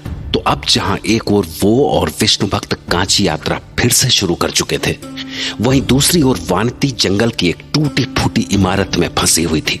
उसे समझ में नहीं आ रहा था कि आखिर ऐसे उसका अपहरण करके यहां क्यों लाया गया था। इसलिए वो अपने दिमाग पर जोर डालकर यह जानने की कोशिश कर रही थी कि आखिर इस सब की वजह क्या हो सकती है। न जाने कौन सी जगह पर लेकर आ गए ये लोग मुझे तो ये भी नहीं पता कि मेरी गलती क्या थी जो मेरा इस तरह से अपहरण कर लिया गया। न जाने मेरी दासी का क्या हुआ होगा, उसे इन लोगों ने पेट से बांध दिया था। न जाने वो सुरक्षित निकल पाई होगी या नहीं। इन लोगों की वेशभूषा से तो ये लोग अघोरी दिखते हैं, क्या ये लोग सच में आज मेरी बलि दे देंगे? मैंने सुना भी था कि अमावस की रात को ये कोई पूजा करते हैं। हाँ, अरे लगता है कोई आ रहा है। ये तो वही अघोरी है जो मुझे यहाँ लेकर आया था। न जाने इसके मन में क्या होगा। लड़की, हम तुमसे कुछ जानना चाहते हैं। यदि तुम हमारे सवालों का जवाब दे दोगी तो हम तुम्हें जाने देंगे। यही नहीं, हम तुम्हें सुरक्षित वहां तक भी पहुंचा देंगे जहां तुम जाना चाहती हो। मुझसे तुम क्या जानना चाहते हो? बताओ। तुम अचानक ऐसे अकेले क्यों यात्रा कर रही हो? इसके पीछे क्या वजह है? हम यही जानना चाहते हैं। क्या तुम किसी से मिलने जा रही हो? मेरी यात्रा से आपको क्या लेना देना? मैं किसी से भी मिलूं, कब मिलूं, कहाँ मिलूं, क्यों मिलूं, इससे आपको क्या लेना देना? आप होते कौन है मुझसे ये सब सवाल पूछने वाले? मैं आपको कुछ नहीं बताऊंगी। अरे हम आपके बारे में सब कुछ जानते हैं। आप कुंवर अधिराज से मिलने जा रही थी ना? ये मत समझिए कि हमें कुछ नहीं पता। अब चुपचाप ये बताइए कि कुंवर कहाँ है? मैं नहीं जानती। झूठ मत बोलो लड़की, हम जानते हैं कि तुम्हें सब पता है, इसलिए बिना नाटक किए सब कुछ बता दो। मैंने कहा ना, मैं कुछ नहीं जानती और मैं तुम्हारी मदद नहीं कर सकती। लड़की, मेरे संयम का इम्तिहान मत लो। तुम नहीं जानती हो कि मैं क्या क्या कर सकता हूँ। तुम जो चाहो वो कर लो, पर मुझे अफसोस है कि तुम्हें मुझसे किसी भी तरह। मुझे ये तो नहीं पता कि ये लोग कुंवर अधिराज के बारे में जानने के लिए इतने उत्सुक क्यों हैं। पर इतना तो मुझे पता लग चुका है कि ये लोग कुंवर को नुकसान पहुंचाने के लिए उन्हें ढूंढ रहे हैं, और मैं ऐसा कभी नहीं होने दे सकती। मेरे लिए इससे बड़ी सौभाग्य की बात और क्या ही होगी कि मेरे ही द्वारा अनजाने में कुंवर अधिराज की रक्षा हो जाए।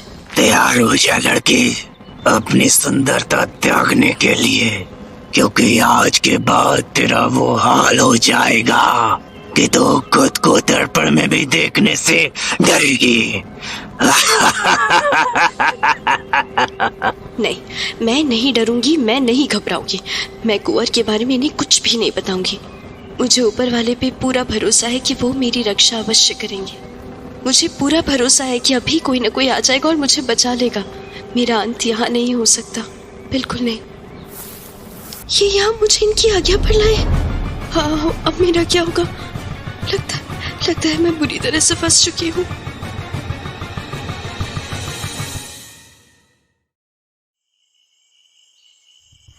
हाँ, अब मैं क्या कर सकती हूँ? यहाँ से भागने की बात तो सोचना भी बेकार है, क्योंकि चारों ओर अघोरी ही अघोरी होंगे, और किसी तरह इन लोगों से बच भी गई तो मुख्यमंत्री से बचना नामुमकिन है। वैसे भी इनकी बुद्धि के चर्चे तो पूरे राज्य में प्रसिद्ध हैं, और आज देख भी लिया कि इनको सबकी खबर रहती है। पर एक बात मेरी समझ में नहीं आई अभी तक। मुझ जैसे गरीब अनाथ को पकड़ने का कारण क्या होगा? शायद कुंवर अधिराज। हाँ, वही होगा असली कारण।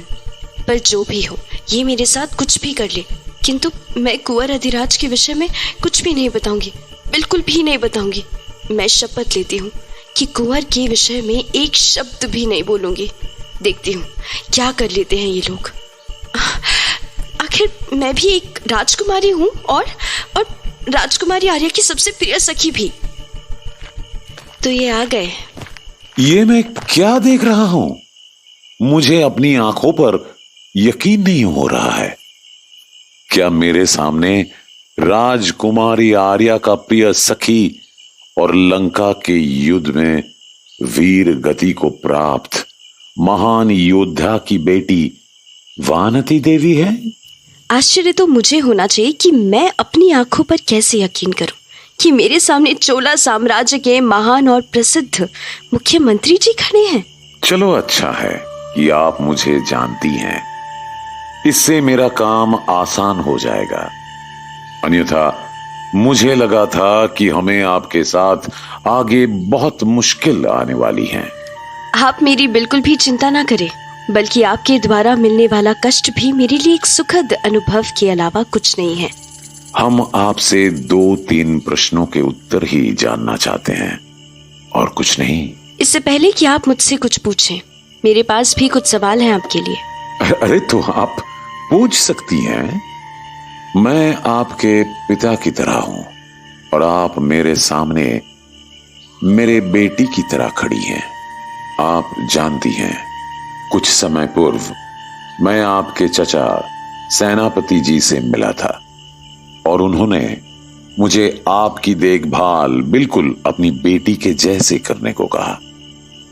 तो मैंने उनसे ये वादा किया है कि मैं आपका ध्यान रखूंगा।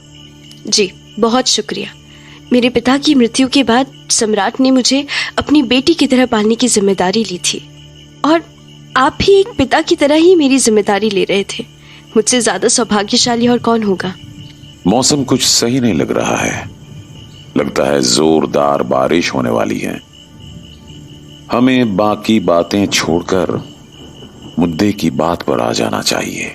बिल्कुल, मैं भी आपका समय नष्ट नहीं करना चाहती, पर एक बात बताइए कि आप कैसे पिता हैं जिसने नगोरियों के कहने पर अपनी बेटी को पकड़वा लिया, वो भी तब जब वो किसी यात्रा पर थी। और तो और आपने अपनी ही बेटी के हाथों को मशाल से जला देने का आदेश दे दिया। सच बताइए, ये आदेश आप ही के थे ना? मेरी बेटी, ये सब मेरे ही आदेश थे, किंतु यदि आपको कोई तकलीफ हुई हो तो मैं क्षमा चाहता हूं। आप भले ही एक महान मंत्री हो सकते हैं जिसके लिए साम्राज्य से बढ़कर कुछ नहीं, किंतु मेरे लिए आप सिर्फ और सिर्फ एक अपराधी हैं।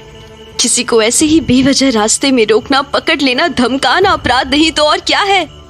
एक तरफ आप मुझे बेटी कहते हैं और दूसरी तरफ मुझसे ऐसा बर्ताव। मैंने सुना था कि चोला साम्राज्य में यात्रा एक सुखद अनुभूति होती है, किंतु मेरा अनुभव एकदम विपरीत रहा। मुझे तो लगता है कि यहाँ इस साम्राज्य में कोई भी सुरक्षित नहीं है और आप कहते हैं कि मुझे क्या तकलीफ हुई है। मैंने तो सुना था कि ये बहुत ही भोली है, लेकिन बोलने में तो इसने मुझे भी चारों खाने चित कर दिया है। देखो बेटी, मुझे ये सूचना मिली थी कि कोई एक षड्यंत्र के तहत ये यात्रा कर रहा है, तो मैंने उसी तरह के आदेश दे दिए थे, क्योंकि मुझे जो भी सूचना मिली उसके अनुसार यह साजिश साम्राज्य के विरुद्ध थी। इसीलिए आपके साथ ऐसा हुआ। किंतु मुझे लगता है कि अब इस सब पर चर्चा करने का कोई फायदा नहीं है, तो हम मुद्दे की बात करते हैं। क्या आप कुंवर अधिराज से मिलने जा रही थी? आपके कहने का मतलब है कि कुंवर अधिराज किसी षड्यंत्र का हिस्सा है? जी हाँ, मुझे ये कहते हुए बहुत कष्ट है कि सम्राट के प्रिय पुत्र एक साजिश में शामिल हैं। अच्छा, तब तो हमें ये सब राजकुमारी आर्या को भी बताना होगा। बिल्कुल, आप एक बार मेरे सवालों का जवाब दे दीजिए, मैं खुद ही आपको राजकुमारी तक पहुंचा दूंगा। और अगर मैं आपके प्रश्नों का उत्तर देने से मना कर दूं तो? आपको ये जानकर अफसोस होगा, किंतु मुझे जवाब दिए बिना जाना आसान नहीं है। मुझे खेद है कि मैं कुंवर अधिराज के विषय में कुछ भी नहीं जानती। यदि आप मुझ पर भरोसा नहीं करते हैं तो मुझे मृत्यु मंजूर है। आपके ये दूत चाहे तो मेरा हाथ भी जला सकते हैं। तुम वाकई एक निडर स्त्री हो, पर मैं जानता हूं कि तुम कुंवर अधिराज के बारे में बहुत कुछ जानती हो।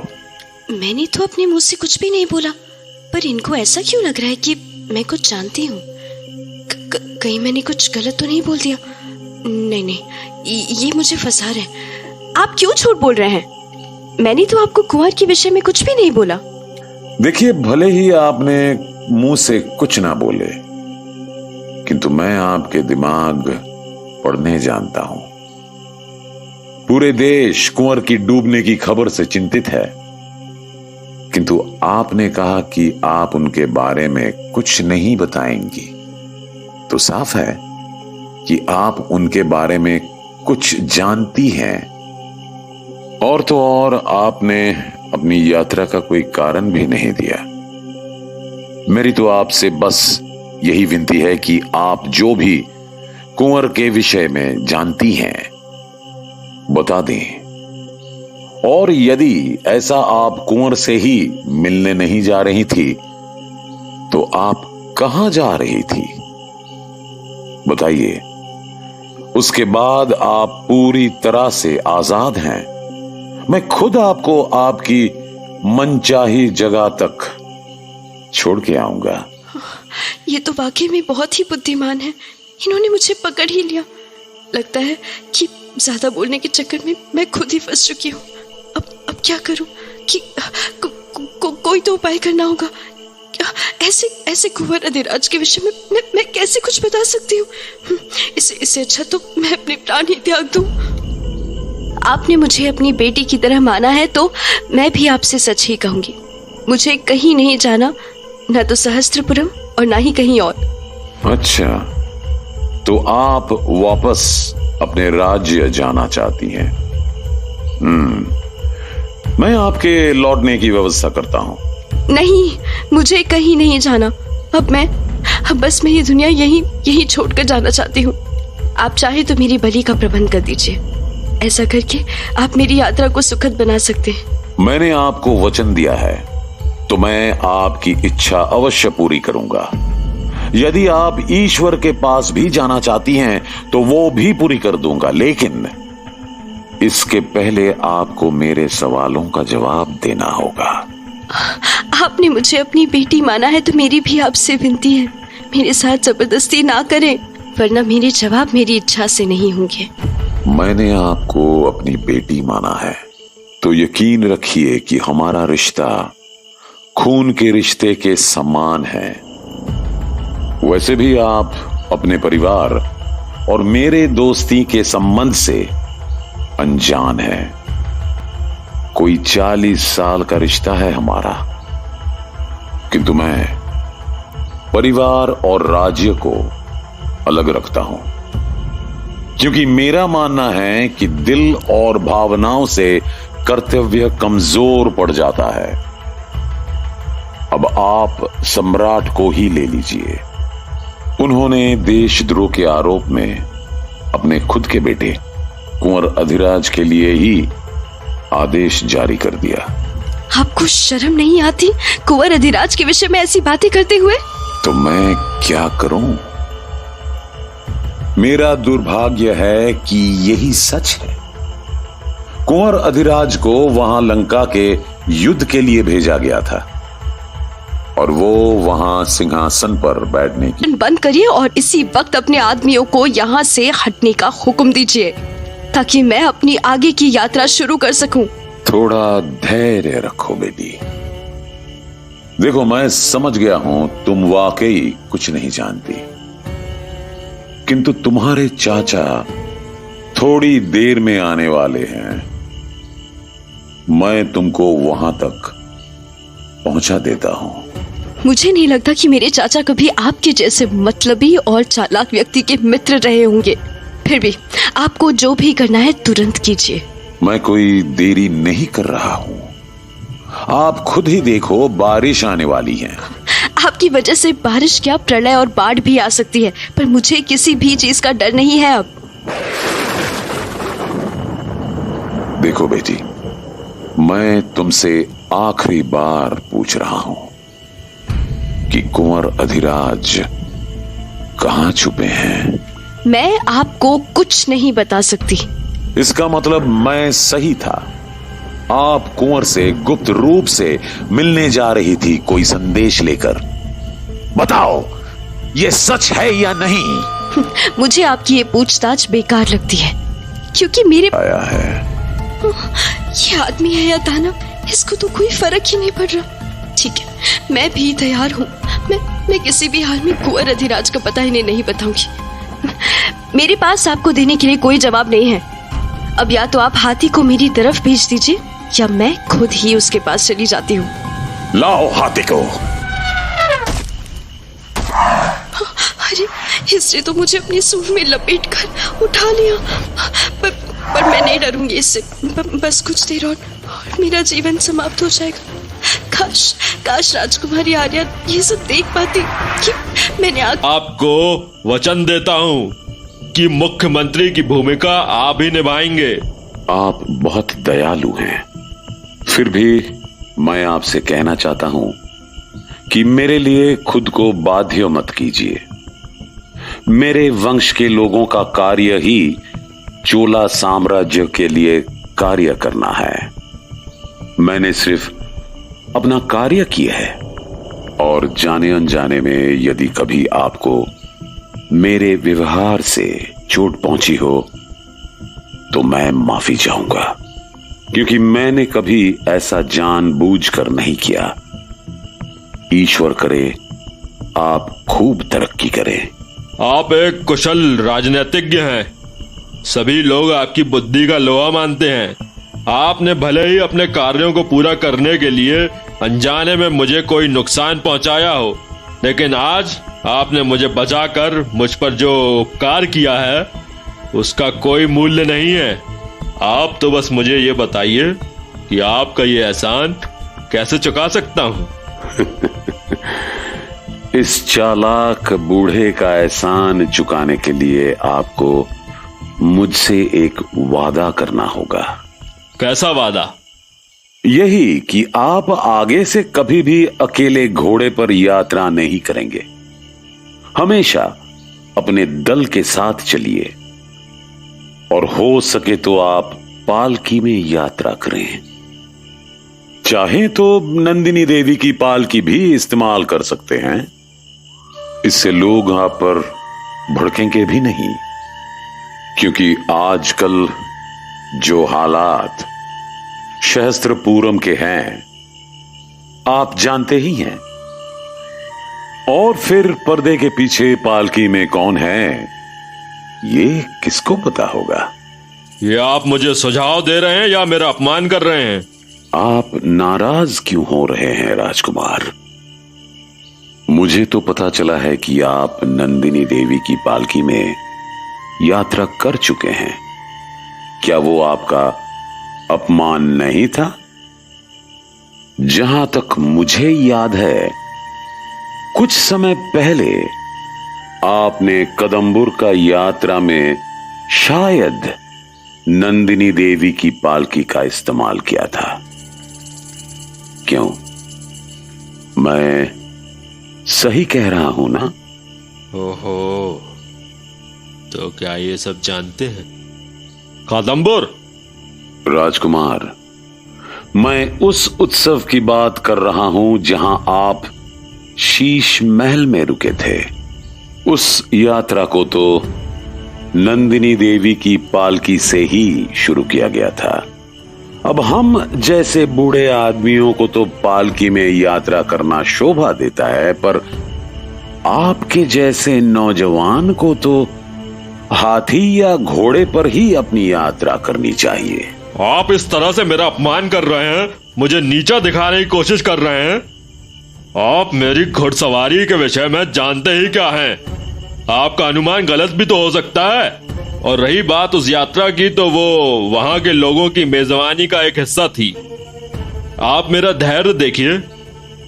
आप मेरा इतना अपमान कर रहे हैं, किंतु फिर भी मैंने आपकी उम्र और इतने सालों की कर्तव्य निष्ठा को देखकर आपको दंडित नहीं किया।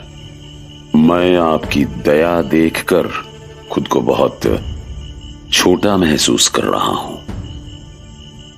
आप जितना दयालु कोई नहीं है। यहां तक कि आपके पूर्वज भी, जिन्होंने इस धरती पर अनेकों वर्षों तक शासन किया। आपका धैर्य तो पृथ्वी के धैर्य से भी बड़ा है, जो बारिश के इंतजार में महीने गुजार दिया करते हैं। आपका धैर्य तो उन व्यक्तियों के समान है जो किसी राज्य पर बहुत दिनों से शासन करने की तैयारी कर रहा हो। आप कहना क्या चाहते हैं? मैंने चोला साम्राज्य की गद्दी पर नजर रखी हुई है। आपका मतलब क्या है? राजकुमार, आप मुझ पर ऐसा आरोप मत लगाइए, बल्कि यदि आप चोला साम्राज्य की गद्दी के विषय में सोचते भी हैं तो इसमें गलत क्या है? आखिर आप एक महान सम्राट की संतान हैं जिन्होंने अपना जीवन शिव की भक्ति में बिता दिया और ऐसे ही इच्छा आपसे भी रखी। जहां तक हुआ, आपने